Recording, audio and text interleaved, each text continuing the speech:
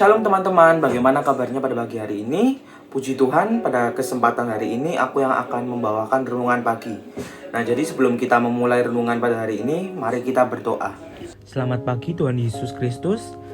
Kembali kami menghadap-Mu, mengucap syukur atas hari yang baru, serta atas nafas kehidupan yang boleh kami terima di pagi hari ini.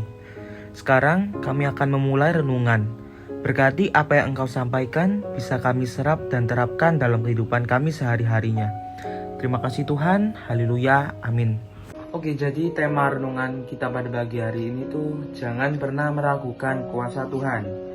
Untuk bacaannya diambil dari 1 Tawarik pasal yang ke-21 ayat 1 sampai yang ke-17.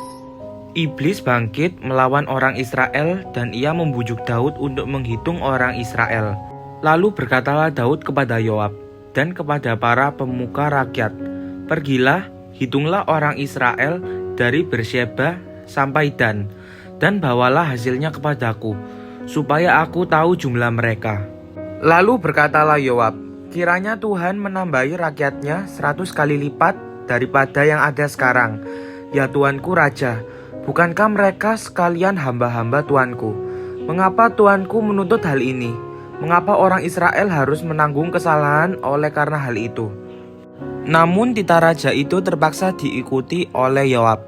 Maka pergilah Yoab menjelajahi seluruh Israel, kemudian kembali ke Yerusalem. Lalu Yoab memberitahukan kepada Daud hasil pendaftaran rakyat. Di antara seluruh orang Israel ada 1.100.000 orang yang dapat memegang pedang, dan orang Yehuda ada 470.000 orang yang dapat memegang pedang. Orang Lewi dan Benyamin tidak dimasukkannya dalam pendaftaran, sebab titah raja itu dianggap keji oleh Yoab.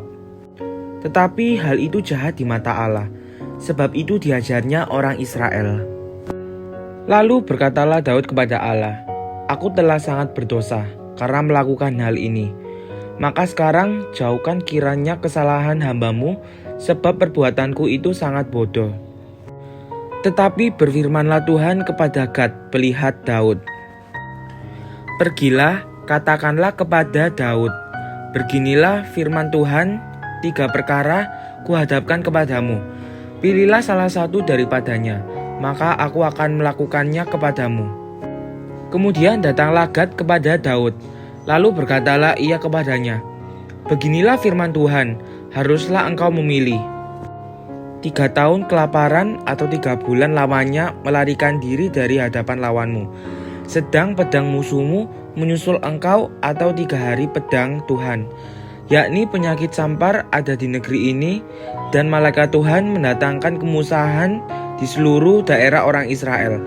Maka sekarang timbanglah jawab apa yang harus kusampaikan kepada yang mengutus aku." Lalu berkatalah Daud kepada Gad, "Sangatlah susah hatiku. Biarlah kiranya aku jatuh ke dalam tangan Tuhan, sebab sangat besar kasih sayangnya. Tetapi janganlah aku jatuh ke dalam tangan manusia." Jadi Tuhan mendatangkan penyakit sampar kepada orang Israel, maka tewaslah dari orang Israel 70.000 orang. Pula Allah mengutus malaikat ke Yerusalem untuk memusnahkannya. Dan ketika hendak dimusnahkannya, maka Tuhan melihatnya. Lalu menyesallah ia karena malapetaka yang hendak didatangkannya itu. Lalu berfirmanlah ia kepada malaikat pemusnah itu, "Cukup turunkanlah sekarang tanganmu itu." Pada waktu itu malaikat Tuhan itu sedang berdiri dekat tempat pengirikan Ornan orang Yebus. Ketika Daud mengangkat mukanya, maka dilihatnya malaikat Tuhan berdiri di antara bumi dan langit, dengan di tangannya pedang terhunus yang diacungkan ke atas Yerusalem. Lalu dengan berpakaian kain kabung, sujudlah Daud dan para tua-tua. Dan berkatalah Daud kepada Allah, "Bukankah aku ini yang menyuruh menghitung rakyat? Dan aku sendirilah yang telah berdosa dan yang melakukan kejahatan. Tetapi domba-domba ini apakah yang dilakukan mereka? Ya Tuhan Allahku, biarlah kiranya tanganmu menimpa aku dan kaum keluargaku. Tetapi janganlah tulah menimpa umatmu. Amin." Oke, dari bacaan yang tadi kita bisa mengetahui ya kalau Daud ini ingin mengetahui seberapa banyak jumlah bangsa Israel. Maka ia menyuruh Yoab untuk menyusuri seluruh penduduk Israel dan menghitung jumlah penduduknya. Sebelumnya Yoab ini kan sudah mengingatkan Daud agar tidak melakukan hal itu ya. Tetapi Raja Daud tetap saja ingin mengetahui jumlah penduduk bangsa Israel. Lalu apa yang dilakukan Daud itu tidak disetujui oleh Allah. Mengapa hal itu terjadi? Hal itu terjadi karena Daud lupa bahwa yang berperang melawan musuh-musuh Israel itu bukanlah tentara-tentara Israel, melainkan Allah. Sehingga seberapapun jumlah penduduk Israel itu tidak penting ya bagi Tuhan, karena yang melawan musuh-musuh Israel itu adalah Tuhan, bukanlah Daud dan tentaranya. Nah, tindakan yang Daud lakukan dalam menghitung jumlah bangsa Israel itu kayak menunjukkan kalau Daud itu tidak percaya akan penyertaan yang diberikan oleh Tuhan. Nah, teman-teman, kadang kita ini juga bertindak seperti Daud ya, yaitu meragukan pemberian dan penyertaan yang Tuhan berikan kepada kita.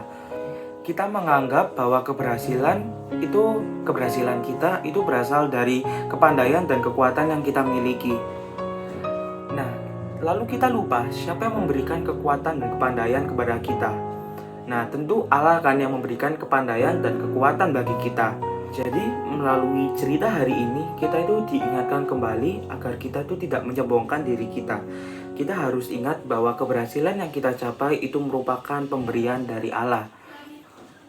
Oke guys, jadi sekian. Intinya itu kita tidak boleh menyombongkan diri kita ya. Kita tetap harus percaya dan jangan pernah meragukan penyertaan Tuhan, kuasa Tuhan terhadap diri kita. Amin. Nah, jadi sekian ya guys renungan pada pagi hari ini. Untuk menutupnya, mari kita tutup di dalam doa. Tuhan Yesus, terima kasih atas segala berkat dan rahmat-Mu yang sudah Engkau limpahkan kepada kami melewati firman-Mu yang baru saja kami dengar.